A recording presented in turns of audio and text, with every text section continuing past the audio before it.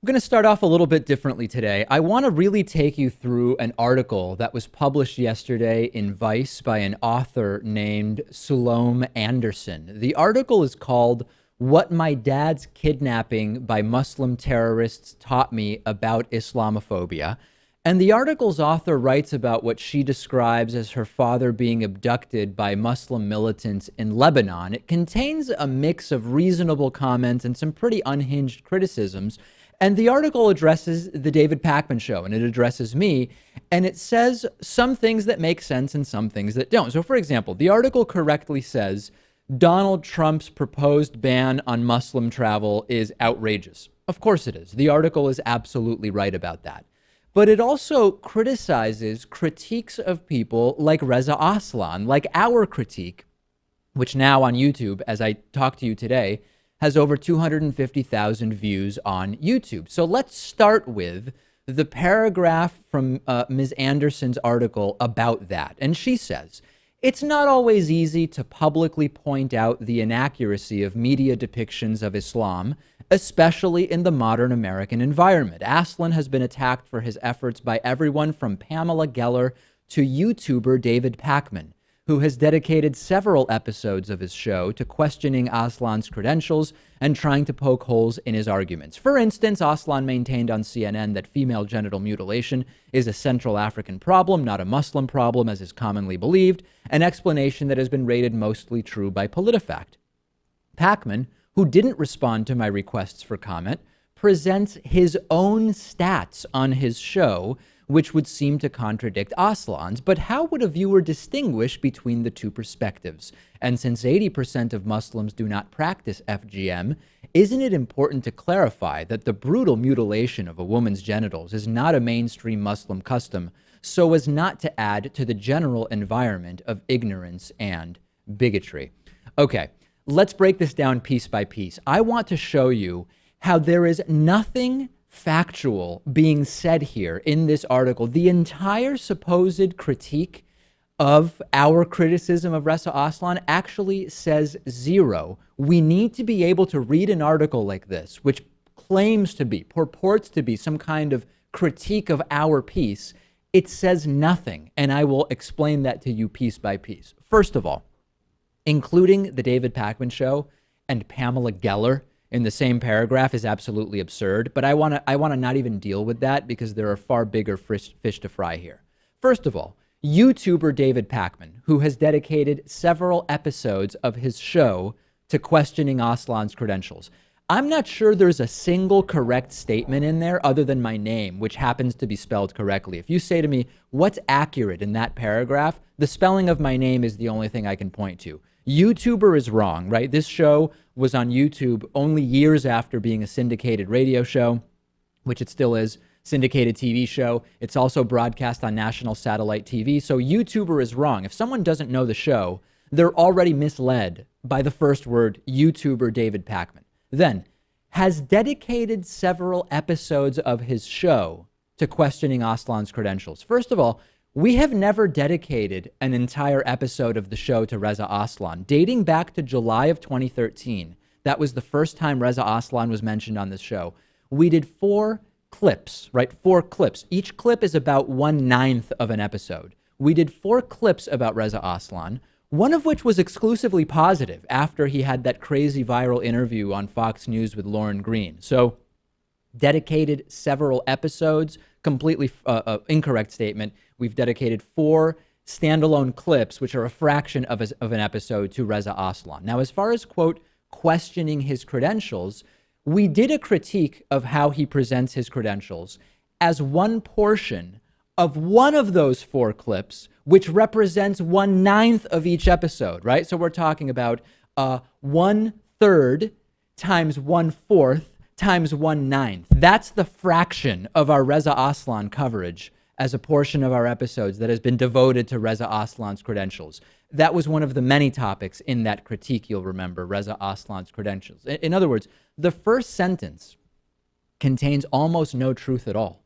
Is this some kind of great investigative journalism? And I'll continue. Then Sulome Anderson goes on to say, For instance, Aslan maintained on CNN that FGM is a Central African problem, not a Muslim problem, as is commonly believed, an explanation that has been rated mostly true by PolitiFact. Pakman, who didn't respond to my requests for comment, presents his own stats. Let's break that down, and you will see there is nothing here. First, about whether or not I responded to requests for comment. Sulome Anderson says I did not respond to requests, plural, for comment. That is a lie, and I have the screenshots to prove that I did respond. Let's start with the first one. On April 20th, I received an email from Sulome Anderson. This was a request, singular, for comment. Dear Mr. Pakman, I hope this finds you well. I'm a journalist with Vice, and I'm working on a story about the intellectual debate over Islamophobia in the media. I was hoping to be able to briefly chat with you over the phone in the next couple of days. I can be reached at my email. Thanks, and I look forward to hearing from you. I Googled Sulome Anderson.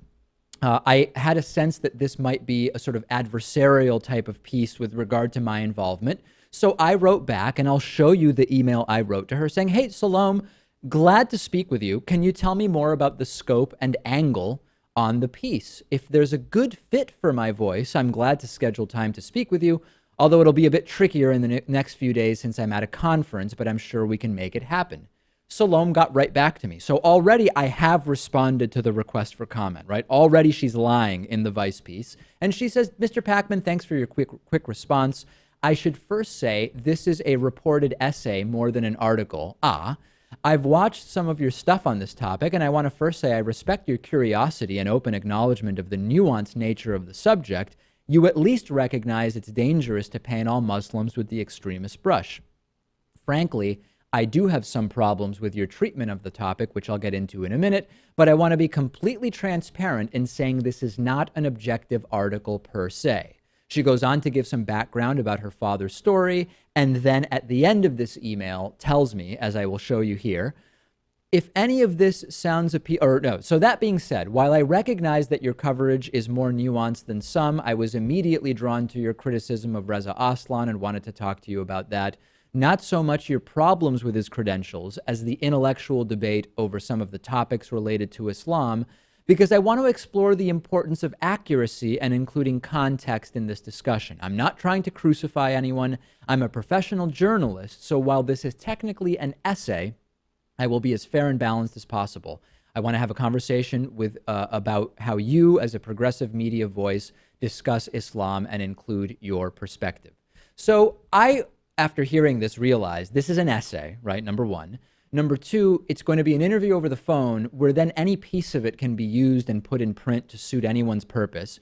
And I didn't really think it made sense for me to participate. So I wrote back to Ms. Anderson and I said, understood. I'm sure you can understand my hesitation when it is a context where what I say will be taken selectively.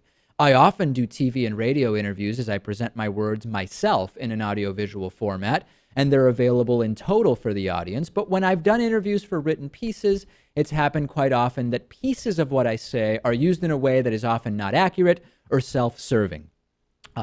She wrote back to me saying, well, I hope that you end up participating. Let's go back to the article now. She says, Pakman, who didn't respond to my requests for comment, certainly not accurate, certainly not more than one request as implied. We had a very specific exchange about my hesitation. Now let's get into the real meat of it, as if all of that wasn't enough.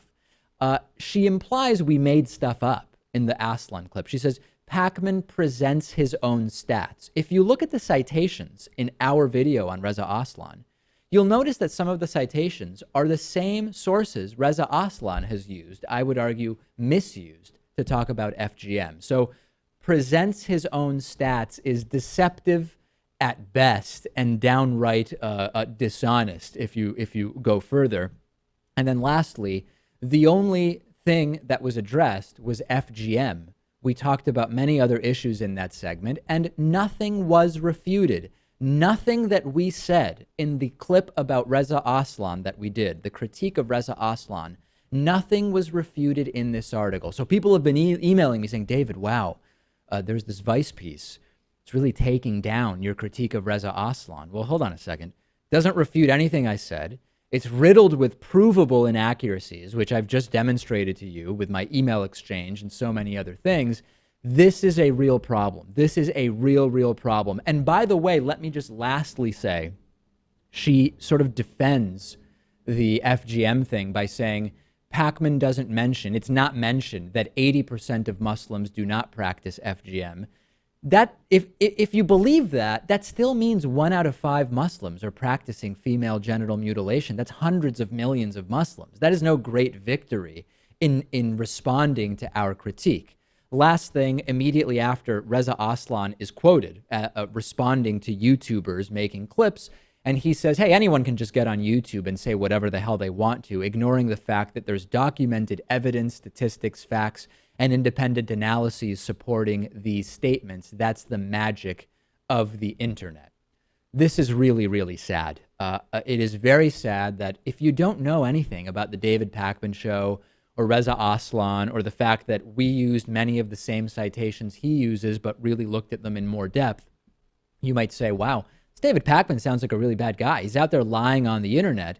Meanwhile, you've just read an article that refutes absolutely nothing. Really dangerous stuff. And this is just being published on the internet. Send me your thoughts about this.